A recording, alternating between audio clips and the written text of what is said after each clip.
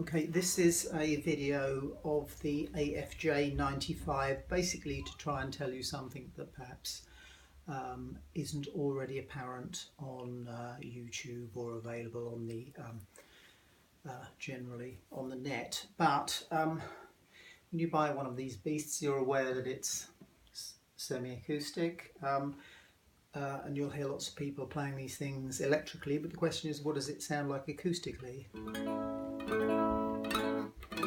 It doesn't have a great deal of volume. It's a bit like a parlour guitar.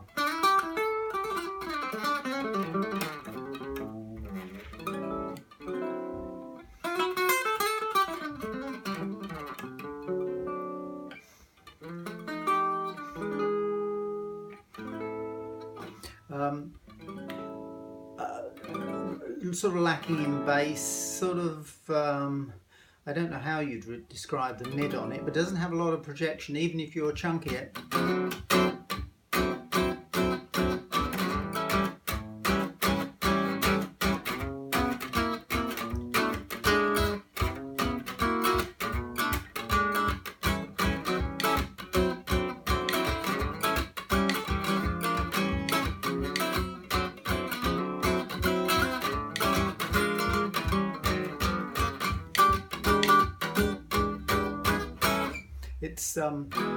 It's not a lot of power, so it's not really, I guess, like one of those pre-war jazz guitars with a great deal of projection, but really I think most people won't be buying it for that, but you know, really to hear some of the tones.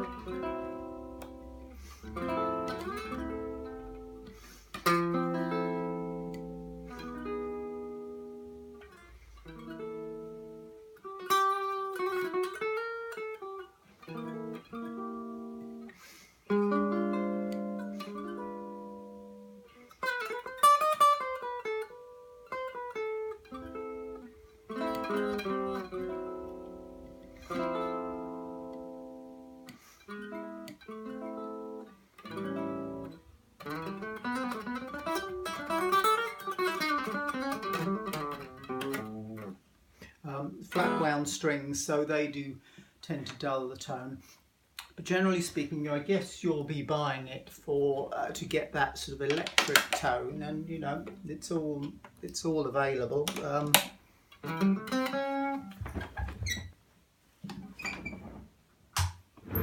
If I switch the amp on.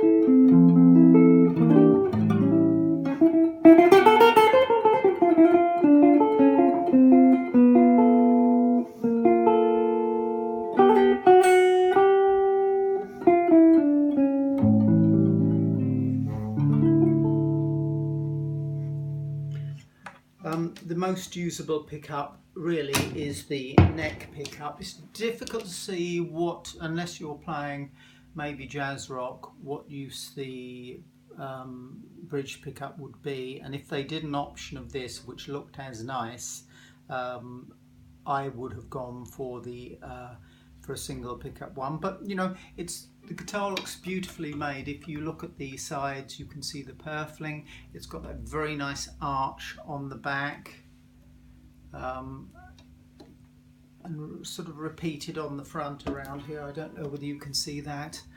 and you can see the purfling around the neck join. It's all very pretty. Notice also that it's bound around the F holes, which is very nice. If you were looking at something like maybe the lower price Laws, they don't have the binding. A lot of it really has got to do with the way you feel about an instrument, but when you look down on this, for instance, and you see that purfling around the headstock and those rather pretty machine heads, they're a bit like Grover Rotomatics, although they're slightly more delicate, they're slightly thinner, so they look really nice, they feel really nice, they work well. The headstock is nicely bound.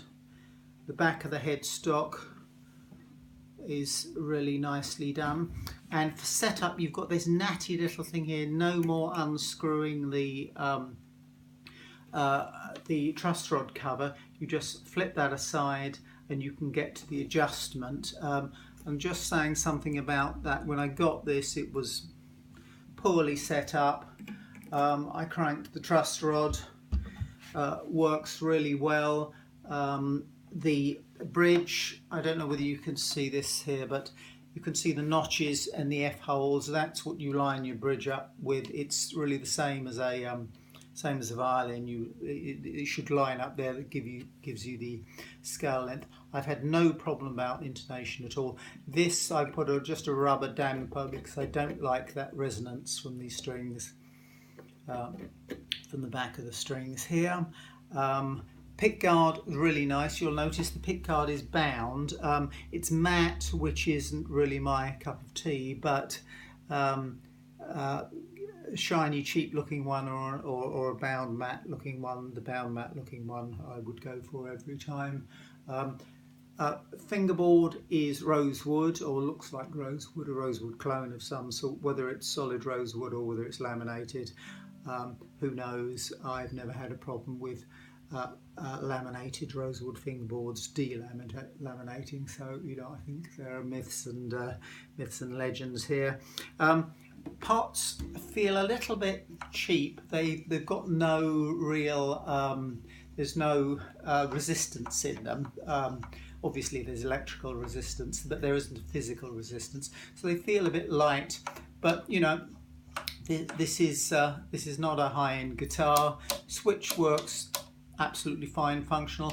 Bridge on this one is the rather than a tunematic, is the rosewood bridge. It's got that, it's compensated. I find it works really well. I tweaked this to get the action down really low, the way I like my actions.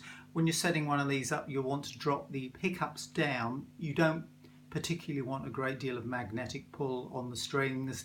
It adds nothing to tone. You're not going to be playing at high volume, so you're not really going to experience feedback. If you do experience feedback, then you're playing the wrong guitar.